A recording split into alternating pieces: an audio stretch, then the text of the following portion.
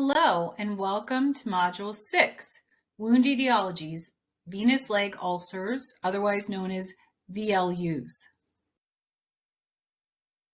Our objectives for this module are to discuss the pathophysiology of venous leg ulcers, define the components of a complete patient assessment, detail the treatment protocol for venous leg ulcers, and detail venous leg ulcer prevention strategies. The lower extremity venous system is composed of both a superficial and deep venous system connected by an elaborate series of perforating veins. Under normal conditions, valves within these veins direct blood from the superficial into the deep venous system, which then in turn carries the blood back towards the heart. A host of local factors and disease states can directly affect the anatomic function of the venous system. These include heredity, lifestyle, deep vein thromboses, surgery, and pregnancies. Let's discuss venous leg ulcer pathology.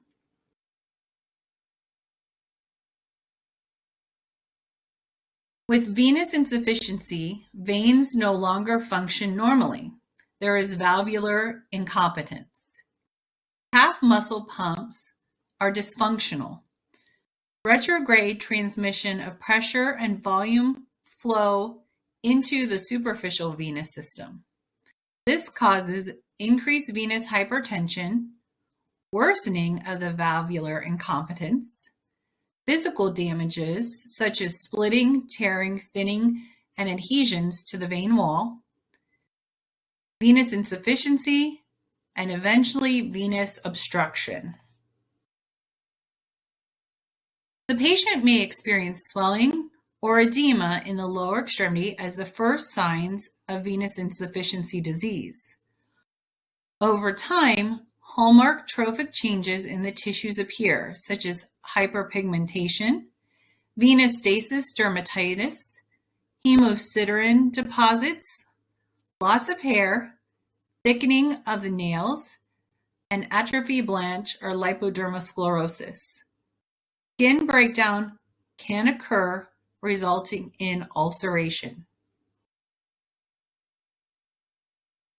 There are several competing theories to describe the progression from chronic venous hypertension to skin ulceration.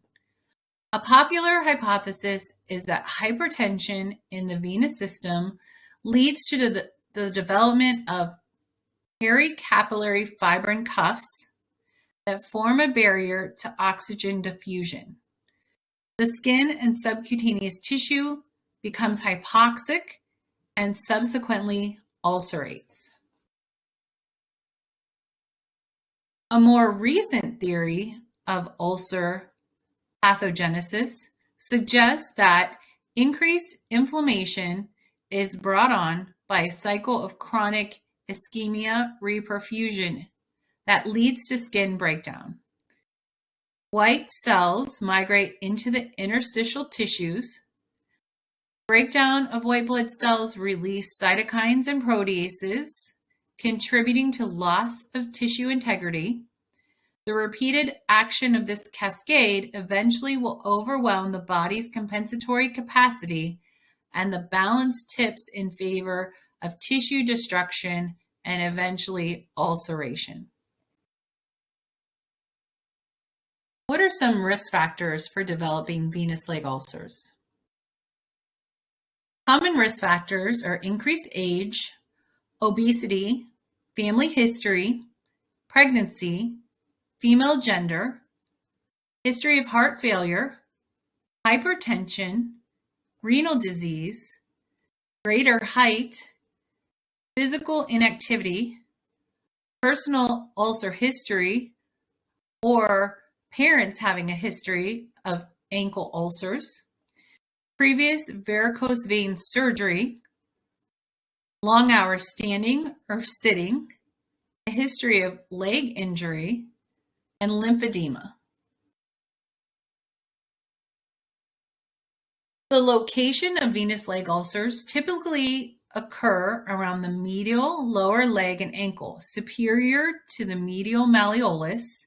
Seldom do we note venous leg ulcers occurring above the knee. Typically, venous leg ulcers are not seen on the foot or the toes. These are common sites for arterial insufficiency ulcers and diabetic ulcers.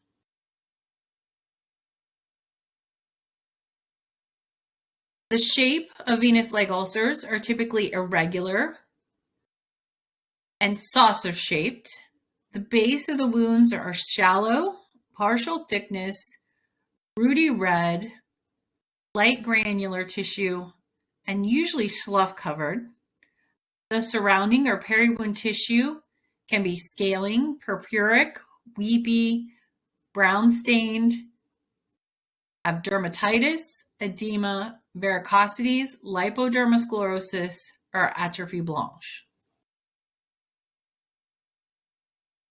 Let's discuss staging and grading of venous leg ulcers. When we're describing edema of the lower extremity, we usually use a scale to describe pitting. A +1 pitting edema is when slight pitting is noted with no visible distortion and it disappears rapidly. +2 pitting edema is somewhat deeper than grade 1, but not readily detectable tissue distortion and typically disappears rapidly within 10 to 15 seconds. +3 pitting edema occurs when the pit is noticeably deep and may last more than 1 minute. And 4+ pitting edema is very deep and lasts as long as 2 to 5 minutes. Now we will go over the treatment protocol for venous leg ulcers.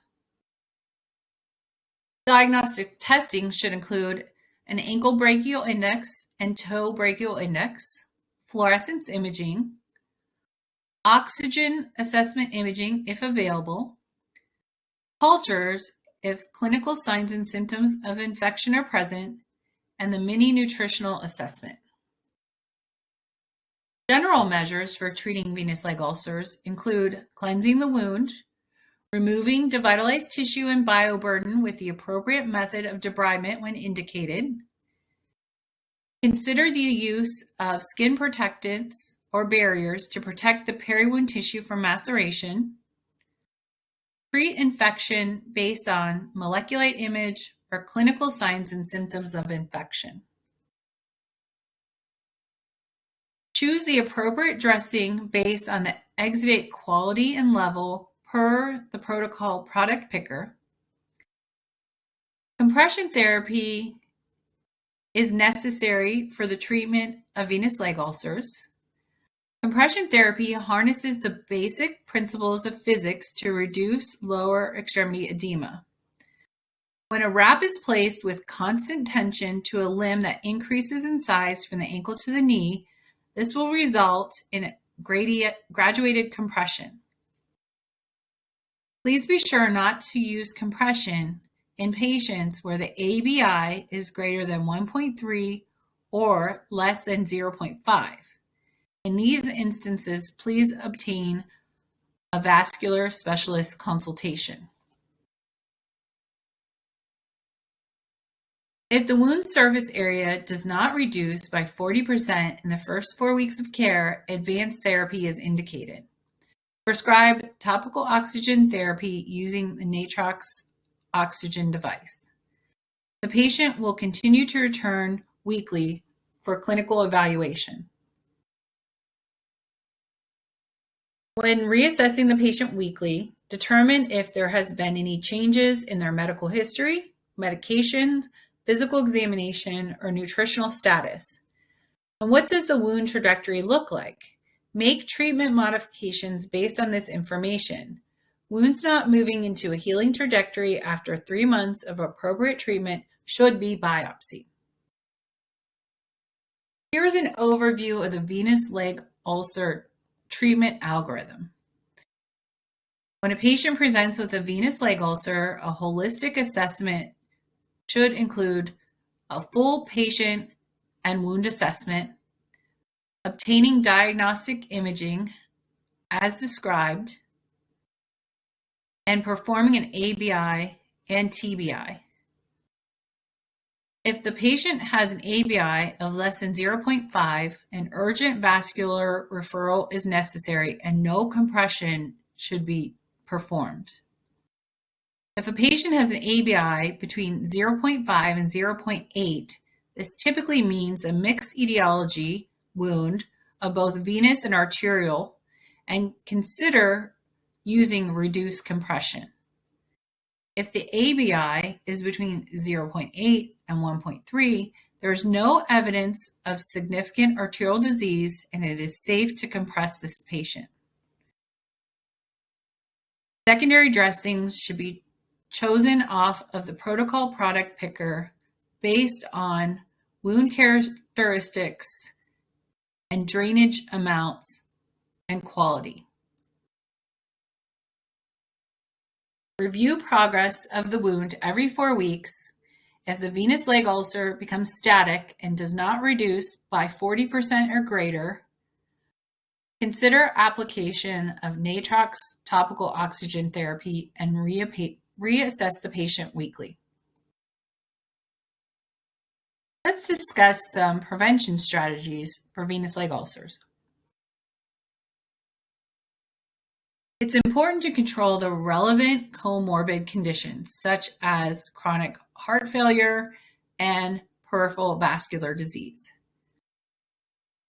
Controlling extrinsic factors are also important, thus using compression garments become imperative. Most prevention guidelines recommend graduated compression stockings worn daily, along with routine elevation of the extremities. The suggested compression levels of 30 to 40 millimeters of mercury are recommended for the treatment of chronic venous insufficiency and venous ulcer prevention.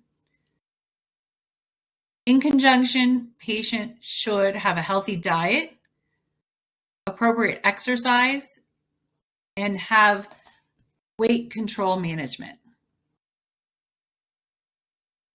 Patient education is key, advising patients to avoid standing for long periods of time, encouraging passive and active exercises to promote activation of the calf muscle pump, suggest ankle flexion to improve function of the ankle joint, and leg elevation when the patient is seated. In summary, venous leg ulcers develop as a result of venous insufficiency and hypertension. Clinicians should be able to describe the characteristics of venous leg ulcers, discuss methods of edema management, and develop appropriate treatment plans based on a complete patient assessment. Adhering to evidence-based principles outlined in this treatment protocol will support better patient outcomes. Here are some additional references. And this completes Module 6. To complete the test, please click on the red test icon at the bottom of your screen with the clipboard and pencil on it to receive your certificate of completion for this module.